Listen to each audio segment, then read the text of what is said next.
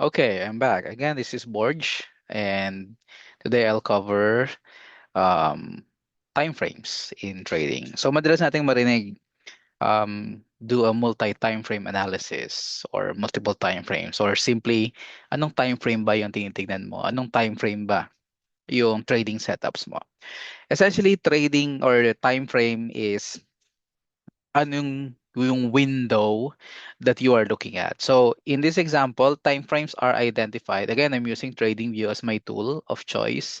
You can see here at the top, you see D, 4H, 1H. These are time frames.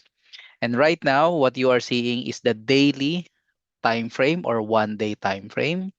What it essentially means is one candle is equivalent to 1 day. So this is the daily time frame.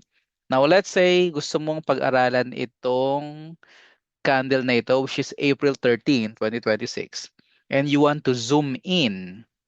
Right now it's one big candle because this candle represents 1 day. So let's say ito yung tail. Itong candle na ito ay yung tail and this is the head. Okay. Yan. So if you want to zoom in to this time frame, April 13, nakita naman yung date sa baba. You can click the time frames above or for those more advanced, nagta-type lang sila. So the next available, lower available level from daily is the 4H. So if I'm going to click 4H, and again, this is April 13. If I click 4H, now it is telling us that etong set na ito, this is your 4-hour time frame. So this is, um, sorry, this is April 10. Okay, ito yung April 13. Oh, mali na to. Ito to. Yan. So this is April 13. Nag-start siya dito. And it's green, right? Tapos, natapos siya ng, so you see, 1 bar is 12, 4, 8, 12 p.m., 16 p.m. or alas 4 and this is 8 p.m. and 12. So ito, this 001, this is considered the first 4 hours of the next day, next trading day. So hanggang dito lang yung ating box, right? Hanggang dito lang yung ating setup. So i-box ko na lang to para mas madali. Ayan. So yan lang yung ating candles, set of candles for the April 13. So 1, 2, 3, 4, 5, 6. 6 candles, 4 hours each because 6 times 4 is 24 hours. Now, let's say gusto mo pang mag-zoom in. Zoom in natin tong candle na to which is 4 p.m. ng April 13. So you can go to 1H and now, asan na yun? Ayun. So, yung 4H natin, 14. Ito siya. So, ito yung kaninang 4 hours, di ba? Yan. Ayan ngayon yung isang bigger candle. So, 4, sana yun? Sorry. This is 14, 15, 16. So, ito yung 16, 17, 18, 19.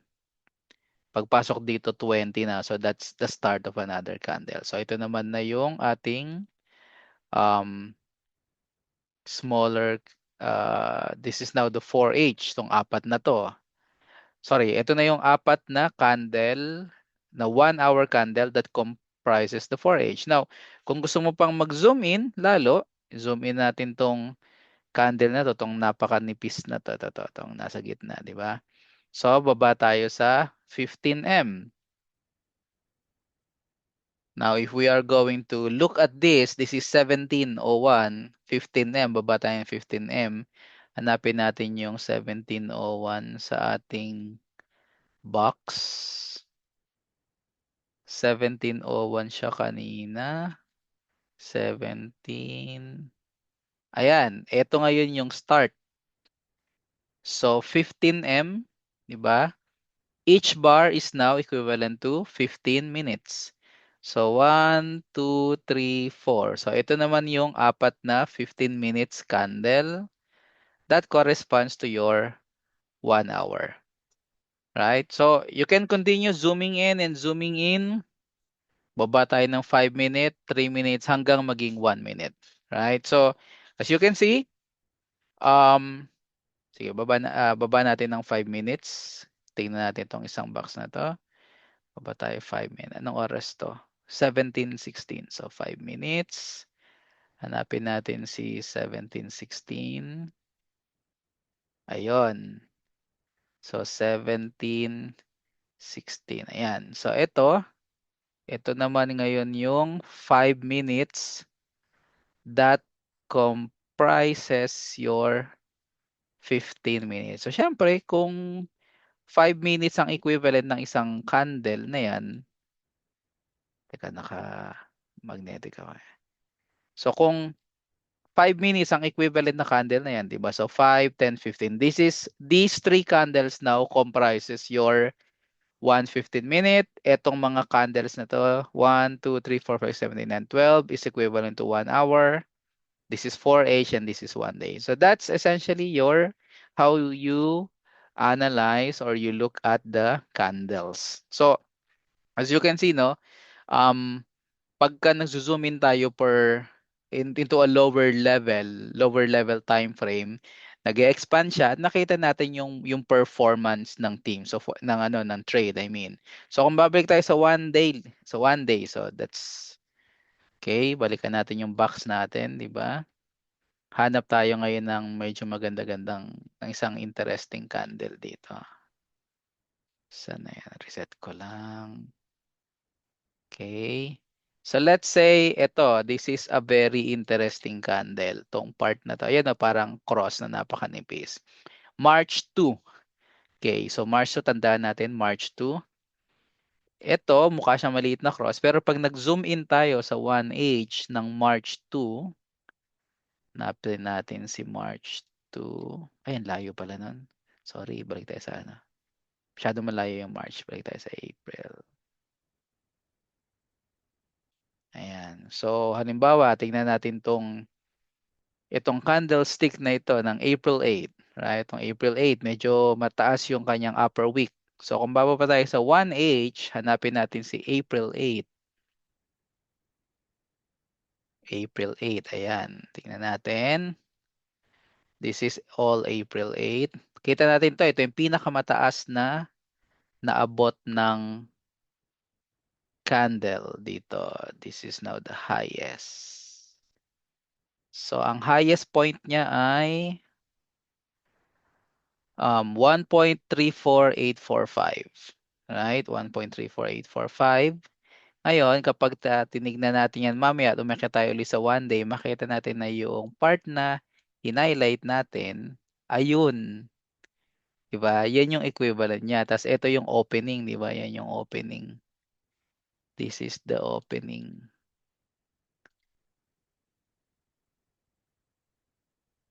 Yan. So, dito nag-open. Palitan natin ng kulay para masaya. So, nag-open siya rito and then this is the highest week. Pag binili ka mo yan pumunta ka ng 1H, this is April 8, 1H. Asan na yun? Ayun. So, sinasabi niya na nag-start dito. Ay, did I say open? Ay, ano pala yun? Closing pala. So, nag-close siya rito.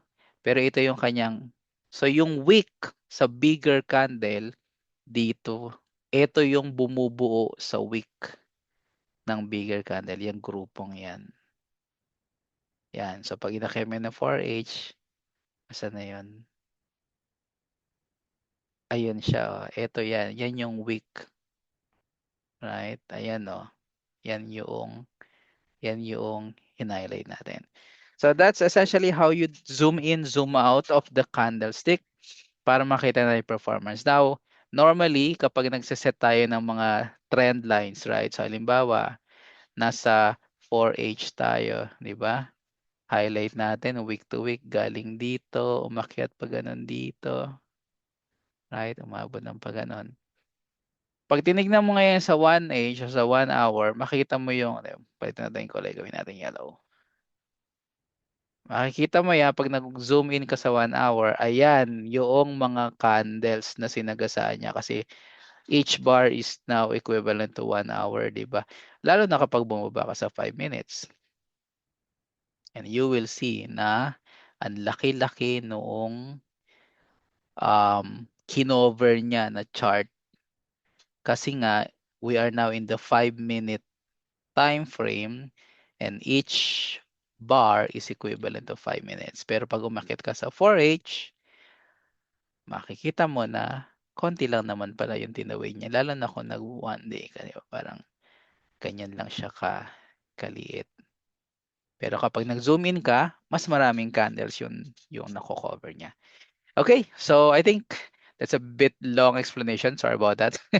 Very impromptu and on the spot kasi yung ginagawa ko. Yan. But I hope you learn something new from this. So kung may mga questions, cover nila natin. Let's schedule some time to talk about this and all your questions. Thank you and bye-bye for now.